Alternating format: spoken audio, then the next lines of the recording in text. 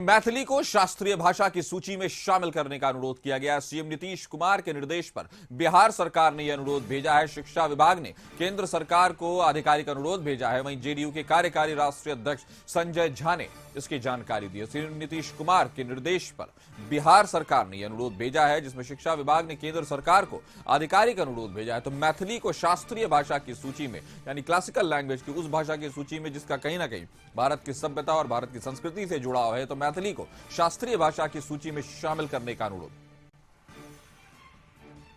इस खबर पर ज्यादा जानकारी के साथ हमारे ब्यूरो हेड नीलकमल जी हमारे साथ जुड़ गए हैं। नीलकमल जी, आखिरकार मैथिली को भी वो जगह देने की मांग हो रही है। बहुत दिनों से ही जो मैथिली के राइटर्स थे और जो लेखक हैं वो इसकी मांग कर रहे थे, लेकिन फिलहाल सरकार ने आधिकारिक एक तरह से अनुरोध कर दिया। क्या कहेंगे आप?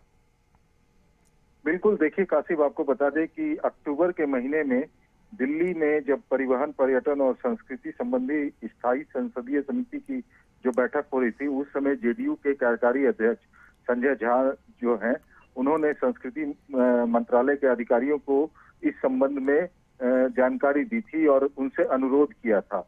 क्योंकि उन्होंने यह बताया था कि मैथिली भाषा को शास्त्रीय भाषा का दर्जा मिलने से न सिर्फ इसके संरक्षण और संवर्धन के प्रयासों को बल मिलेगा, बल्कि मिथिला और बिहार की भाषाई विरासत का भी सम्मान होगा।